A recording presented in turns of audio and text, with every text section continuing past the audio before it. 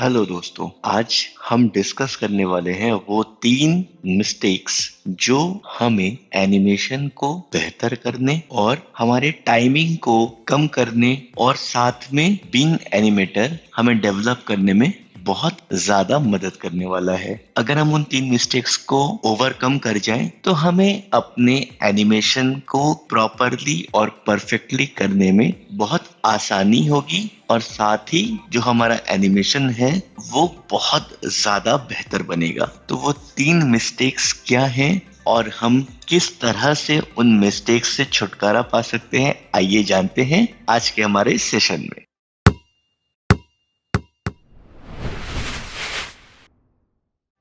दोस्तों, इन 3 मिस्टेक्स में सबसे पहली मिस्टेक है कि जब हम एनिमेशन करते हैं तो हम एनिमेशन में सीधे कूद जाते हैं, हमें शॉट का पता नहीं होता। यानी किसी स्पेसिफिक कैमरा एंगल से अगर हम किसी एनिमेशन को देखें तो दोस्तों आप पाओगे कि हमें पूरा एनिमेशन को करने की जरूरत ही नहीं है। दोस्तों अगर आप इस शॉट की बात करो तो अगर आप यहाँ पर कैमरा एंगल देखो तो आपका यहाँ पे कैमरा जो हमारा टॉर्सो एंड फेस है उस पे फोकस्ड है। यानी अगर हम प्रैक्टिकली इस एनिमेशन को क्रिएट कर रहे हैं तो जितना एरिया हमें अपने कैमरे में दिख रहा है उस पोर्शन को हमने अगर बेहतर तरीके से एनिमेट कर लिया तो हमने नीचे इस कैरेक्टर के पैर का स्टांस क्या रखा है, क्या नहीं रखा है, या हमने उसके टॉर्सो या पैर में कितना एनिमेशन किया है, ये कोई नहीं देखने वाला क्योंकि वो उस शॉट का पार्ट ही नहीं है। तो दोस्तों अगली बार से जब भी आप एनिमेशन करोगे तो प्लीज मेरी एक रिक्वेस्ट है, आप जरूर जान लें कि आपका कितना पोर्शन आपके कैमरे में विजिबल है। ये आपको 2 तरीके से मदद करेगा। पहला कि आप अपने कैरेक्टर को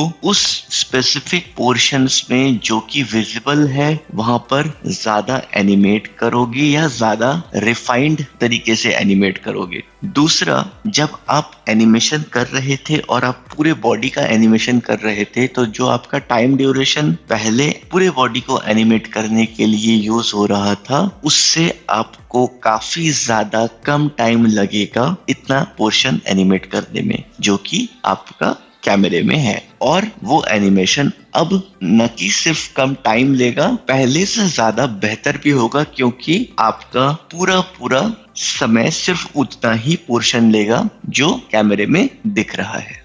इस तरह से दोस्तों आप अपनी पहली मिस्टेक को रिजॉल्व कर सकते हैं। आइए जानते हैं कि हमारी दूसरी मिस्टेक क्या है।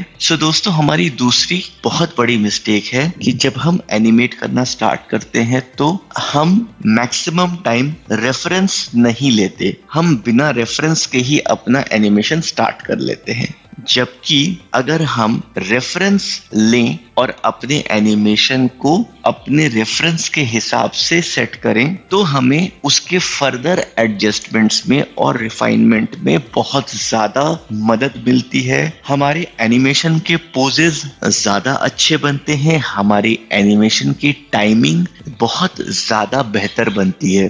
विदाउट रेफरेंस एनिमेशन करना बिल्कुल हवा में तीर चलाने जैसा होता है। इससे हमें टाइमिंग का, पोजिंग का, इवन वेट ट्रांसफर तक का पूरा आइडिया नहीं लगता, सिर्फ हम अंधेरे में तीर चला रहे होते हैं।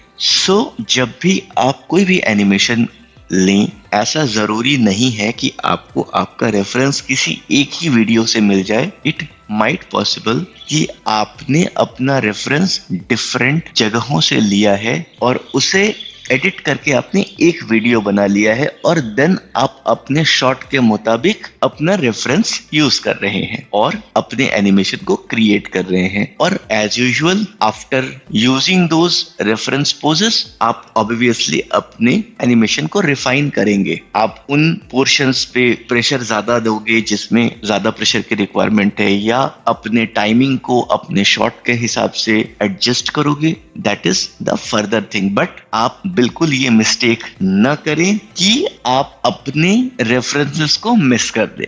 तीसरा सबसे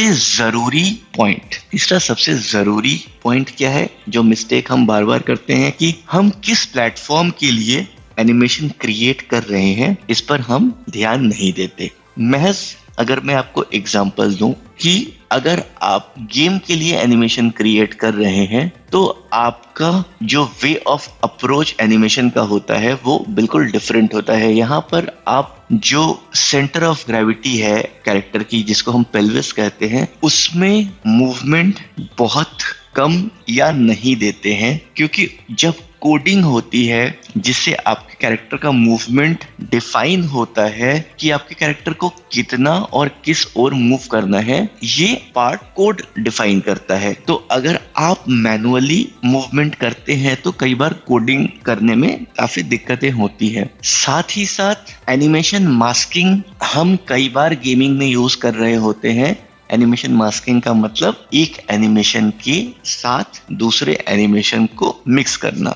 तो जब हम एनिमेशन मास्क को यूज कर रहे हैं तो हमें उस टाइम पर वो बोन या वो कंट्रोलर फ्री चाहिए जो हमारा लेफ्ट राइट या फॉरवर्ड बैकवर्ड मूव कर रहा है। वेयर एज जब हम किसी ऐसे शॉट की बात करें जो मूवी बेस्ड हो, वहां पर हमारे पास फुल कंट्रोल होता है कि हम अपने मूवमेंट्स को किस तरह से दें। उसमें हमें किसी भी रेस्ट्रिक्शंस की जरूरत नहीं होती, हम अपने अकॉर्डिंग अपने एडजस्टमेंट्स करते हैं। इन पैरेलल हम जो डिटेलिंग करते हैं मूवी में वो हम कैमरे को ध्यान में रखते हुए करते हैं। वेयर एज जब हम गेमिंग की बात करें तो कई बार हमें ऐसा देखने को मिलता है कि हमारा कैरेक्टर बहुत ज्यादा किसी एक्शन को एग्जेजरेट करता है जिससे वो कैमरे से बाहर चला जाता है, लेकिन जो उसका एक्शन है वो इतना परफेक्टली क्रिएट होता है कि वो हमें उस गेम में एंगेज रहने के लिए बार बार पुश करता है। सो दोस्तों,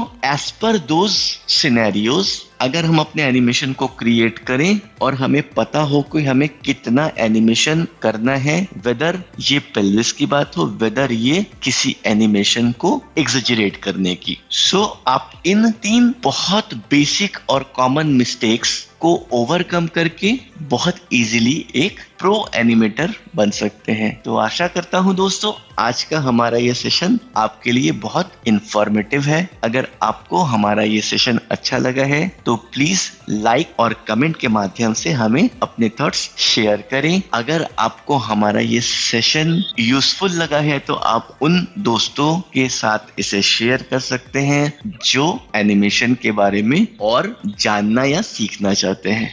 मिलते हैं दोस्तों हम अपने अगले सेशन में। तब तक के लिए आप सब ख्याल रखें अपना, अपनों का और हमारे इस समाज का। धन्यवाद।